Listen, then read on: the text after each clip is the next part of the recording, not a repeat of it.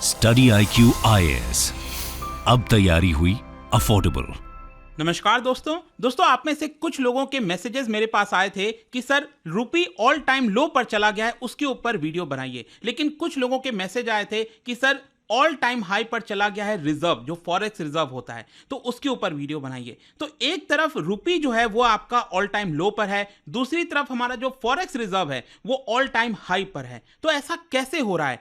क्योंकि ये दोनों चीजें रिलेटेड है, मैंने सोचा कंबाइन करके ये पूरा वीडियो बनाता हूं। और मैं आपको बता दूं, कांग्रेस पार्टी ने स्लैम किया है पीएम मोदी को कि आखिरकार जो रुपी है वो ऑल टाइम लो पर क्यों है। और इसको लेकर जयराम रमेश जी ने एक लंबा चौड़ा ट्वीट लिखा था, वो भी मैं आपको बताऊंगा। आपको काफी कुछ जानने को मिलेगा इस वीडियो के अंदर, बहुत कुछ सीखने को मिलेगा। चलिए आगे बढ़ते हैं, लेकिन उससे पहले ध्यान रखिएगा, आप में से जो भी लोग यूपीएससी की प्रिपरेशन कर रहे हैं, हमारा जो जीएस फाउंडेशन का बैच है वो आज से स्टार्ट हो रहा है। मतलब अगर आप एक ऐसा बैच लेना चाहते हैं जिसके अंदर प्रीलिम्स, मेंस, इंटरव्यू सब कुछ की कंप्लीट प्रिपरेशन मिले, तो हमारे वेबसाइट ऐप पर जाइए या फिर कमेंट सेक्शन में लिंक है और यूज करिए कोड अंकित लाइव, ताकि आपको मैक्सिमम डिस्काउंट मिल जाए। ऑप्शनल के बैचेस हो या फिर हमारा स्किल डेवलपमेंट में जो स्टॉक मार्केट का कोर्स है वो भी 29 मार्च से स्टार्ट हो रहा है।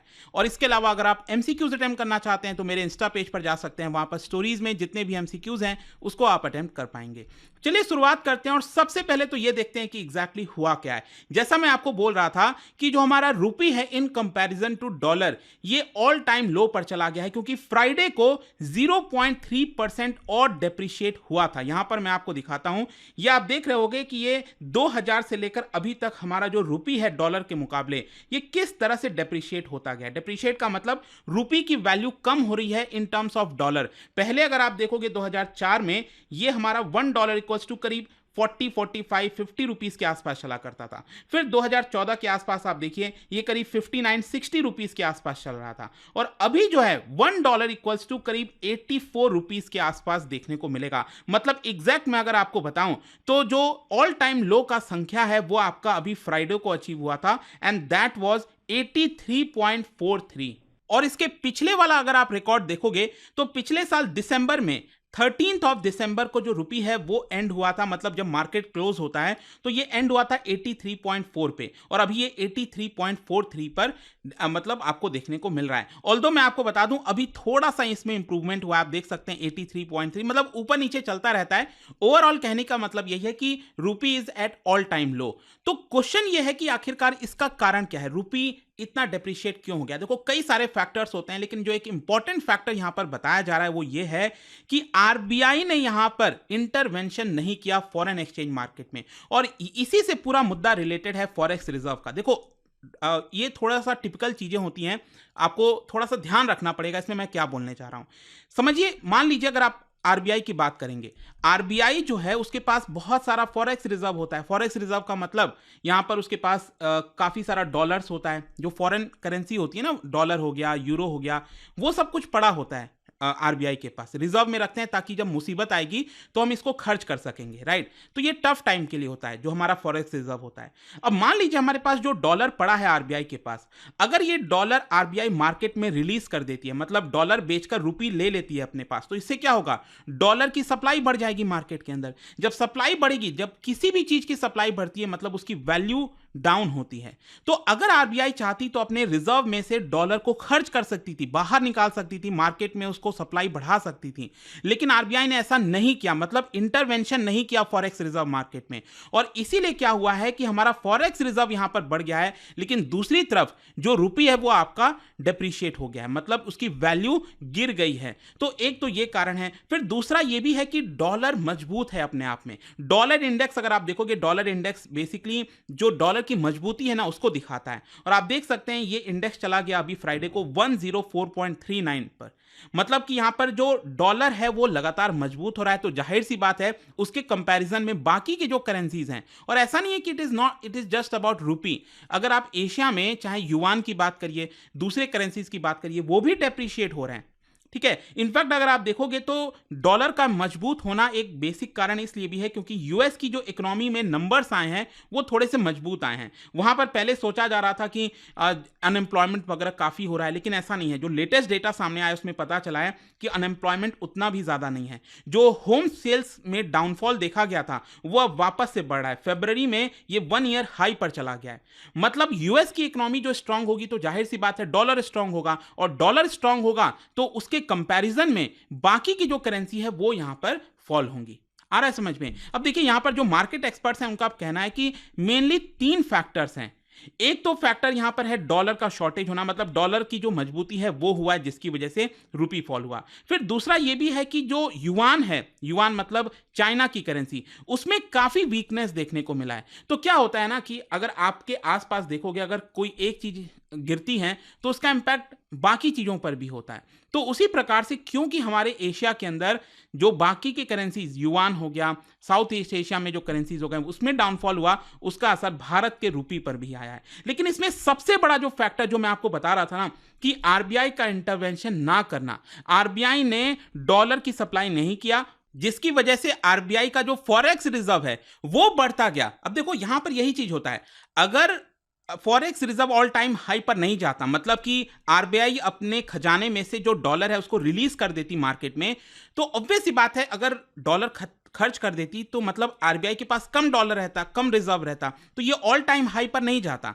तो ऑल टाइम हाई पर गया है, इसी का असर ये है कि हमारा जो रुपी है वो आपका डाउनफॉल मतलब डाउन हो गया है। ठीक है, तो आरबीआई काफी हद तक मार्केट को कंट्रोल कर सकती है। आरबीआई अपनी स्ट्रैटेजी अपनाती है कि कब रुपी को मजबूत रखना है, कब उसको थोड़ा सा ढीला छोड़ देना है रुपी को ताकि वो कमजोर हो जाए, वो स्ट्रैटेजीज होती हैं। ठीक है, ऐसा नहीं है, देखो आरबीआई ये कभी नहीं चाहेगा कि अचानक से, अगर आरबीआई चाहे तो तुरंत अगर एक्ट करे तो $1 इक्वल्स टू उसको 75 पर भी ला सकता है धीरे धीरे करके, लेकिन आरबीआई ये नहीं चाहेगा क्योंकि इससे क्या होगा कि जो हमारा एक्सपोर्ट कॉम्पिटिटिवनेस है वो गिर जाएगा। ठीक है, मतलब हम ये भी नहीं चाहते कि रुपये एकदम स्ट्रांग हो जाए।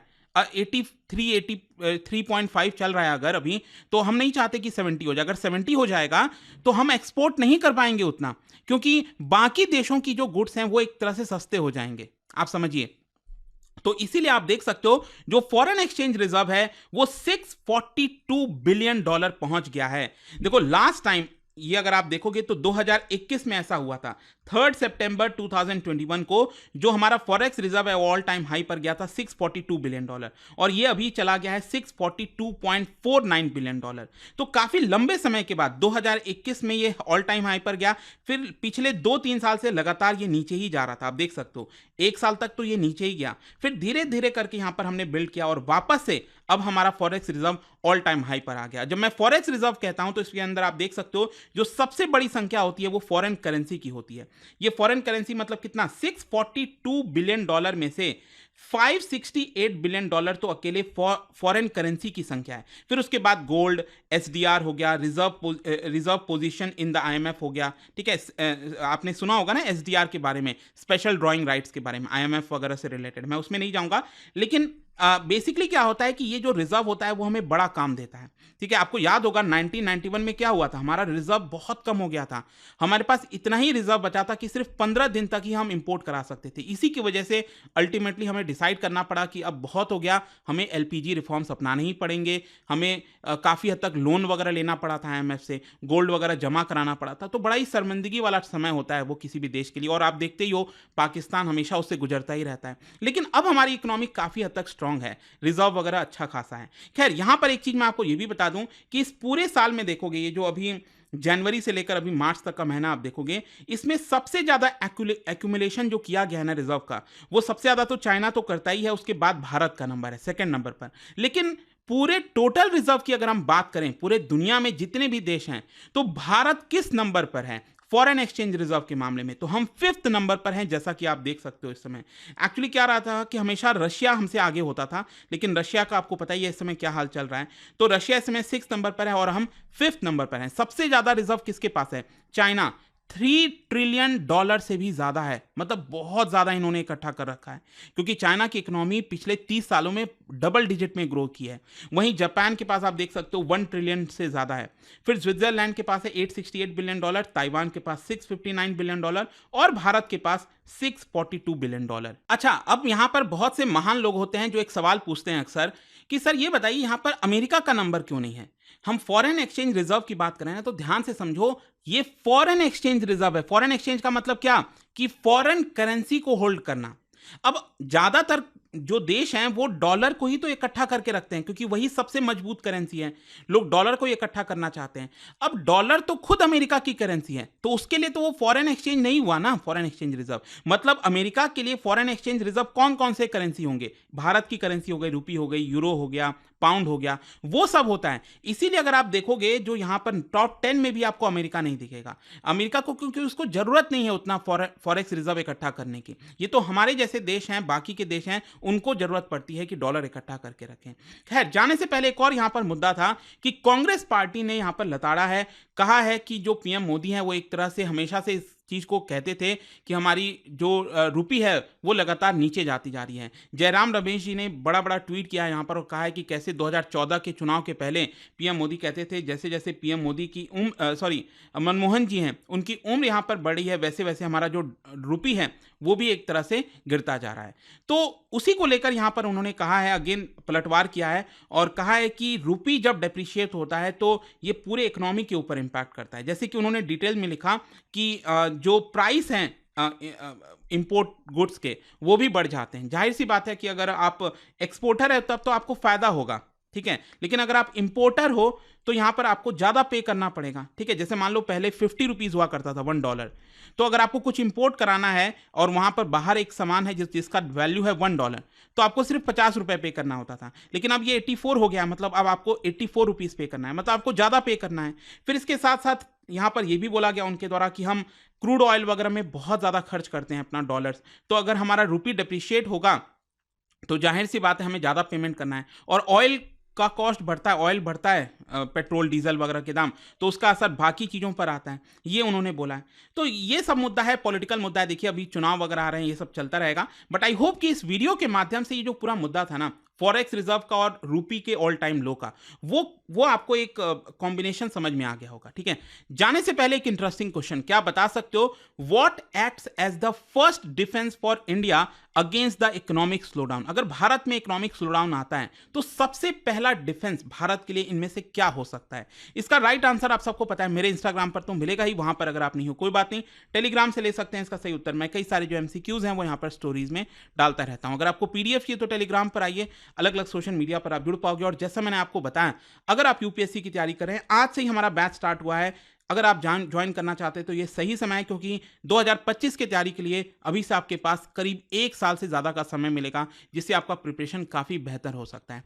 आई होप कि वीडियो आपको पसंद आया होगा। मिलता हूं आपसे next time, till then thank you very much, see you soon. Study IQ IAS, अब तैयारी हुई अफोर्डेबल।